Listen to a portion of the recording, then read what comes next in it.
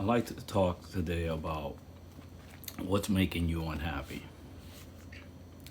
See, one of the most profound teachings of the Buddha was that he figured that pain came from attachment.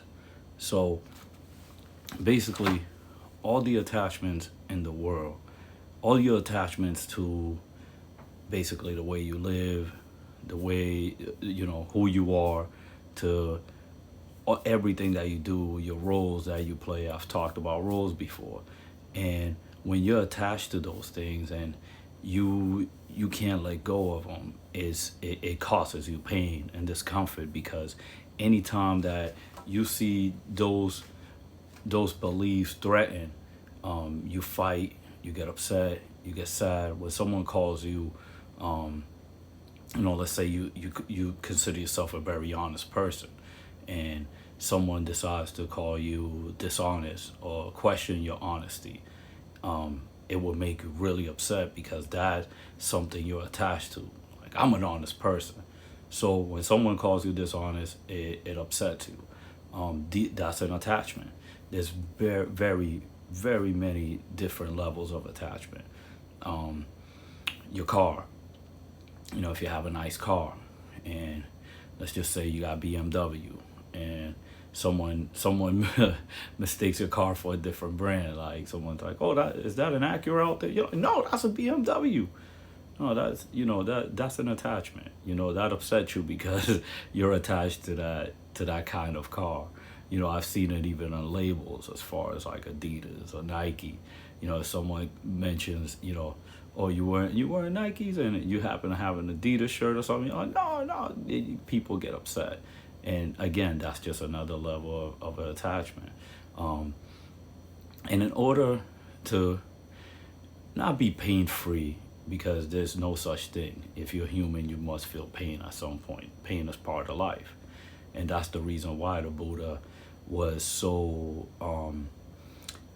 basically his whole teachings were to get rid of attachments, because attachments cause you pain.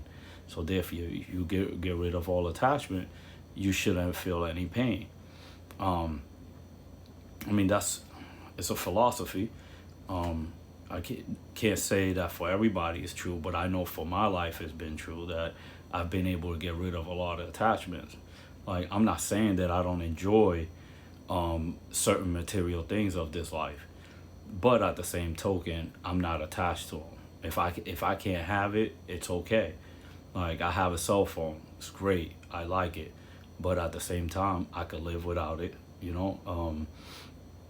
It'd be difficult. Your car breaks down and you can't call somebody. Yeah, it'd be difficult. But you can't be attached to it. If it falls and breaks, you can't let that ruin your entire week. So it ruins people's lives sometimes. You can't allow material things to control your life like that. Like I said, the only way that you could actually be 100% free, um, is by getting rid of attachments. And again, like I said, there's many different ones. There's money, roles, um, jobs, anything. Anything could become an attachment if you really think about it. Food's a big one in our society. People are addicted to food and gotta have certain types of food, or they can't. Basically, they say they can't live if they can't have these certain foods.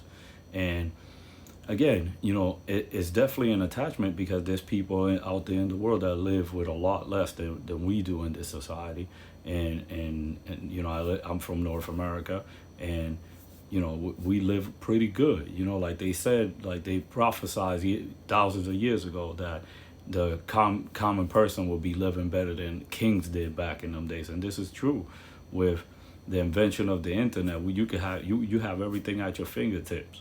So it's very easy to get attached to things again.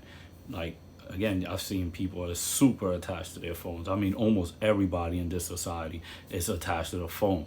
You go on a bus, go anywhere in public, there's a million people with their heads down like this, not paying attention to what's going on in front of them. And that's one of the worst attachments we have right now, is attachment to electronics. Um, and social media, where a lot of people are attached to that, being attached to, how many likes they get on the picture, being attached to, who viewed their picture, or if anybody did, and do I look too fat, do I look too skinny?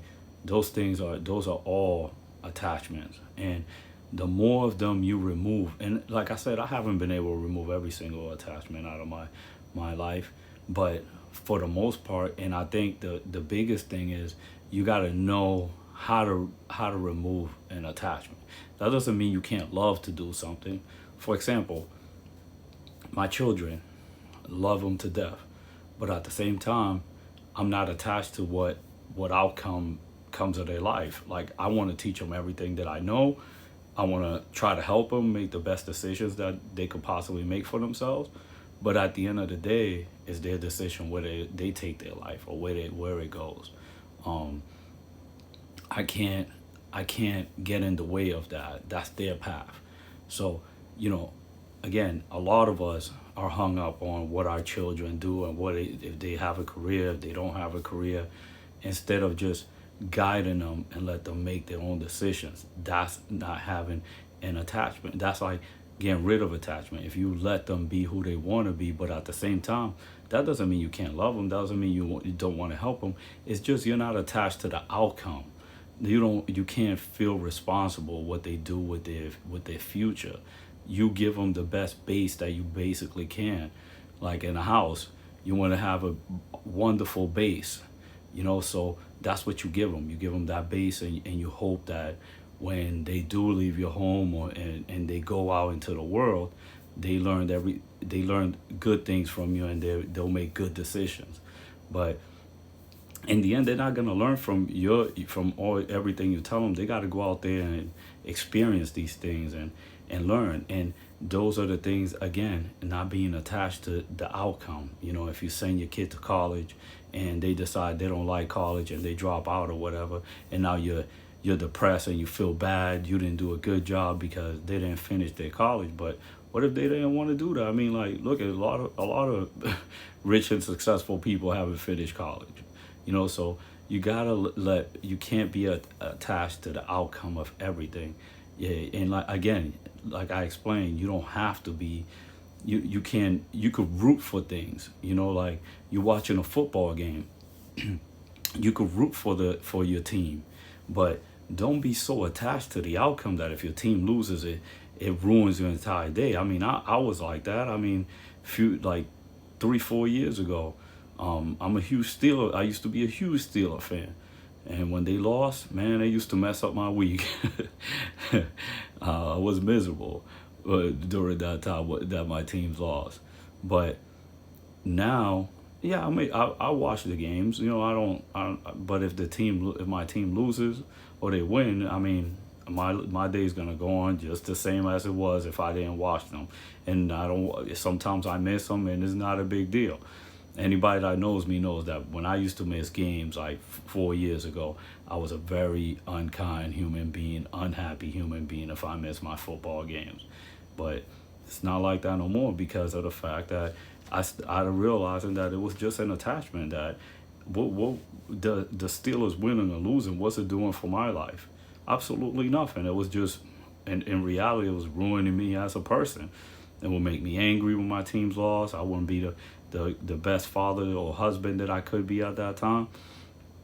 And it would, you didn't feel good. But I was so unaware of most of that stuff that you could have told me that then, and I wouldn't have listened to you. So, it took me going through these experiences and walking on this path to start to become more self-aware.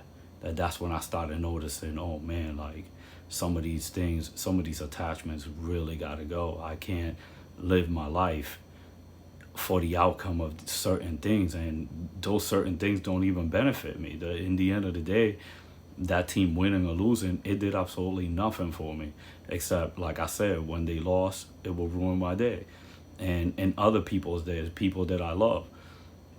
So once I removed myself from that situation and started realizing that I had to become more self-aware to make so every decision that I make, I'm aware of those decisions that I'm making, from the water that I drink, from the clothes that I wear, from the toothpaste that I use, the deodorant that I use, being aware of where it all comes from. You know, asking the questions that might not be comfortable. When I started looking, into everything, I mean, food, everything. It's just, you gotta become more self-aware and start realizing that these things that weigh you down, these attachments, it's almost like and every day in our society, there's more and more of those things that you could get attached to, and you got to understand that these things are designed to keep you bound to this world, to this world, so you can't be fully released, be fully alive, be fully free when you're so attached to this. How can you get off the ground if you're tied to so many things that are holding your legs down? You can't get up. You got to be able to start cutting some of those chains and releasing yourself and freeing your mind, so you could be able to think for yourself without having other people do the thinking for you. And yeah, you go through some uncomfortable times. People make fun of you, call you crazy, like, what are you thinking about? And but then you realize in the end that in order to be, I believe the great philosopher Alan Watts said that in order for you to be fully sane, you got to go insane. You got to lose your mind. You know, and insanity, you find sanity. You know, and those are the things that really will, like, if you go into that path and you start being self-aware, is what will bring you back to realizing all these attachments, that it just changes the way you look at things, especially things that aren't real, you know like I said, social media, being attached to what people think about you all the time. I stopped thinking about that, and that's freeing. Just being able to just walk out of my house without having to look in the mirror, you know, and not caring what other people have to say about me, you know, because you know who you are, you know what you are, you know that you're a powerful human being. You're part of that spirit of the all being. So you know that no anybody's opinion of you will not change who you are and what you are. So I'll keep doing these videos, keep talking about this stuff, man. Namaste.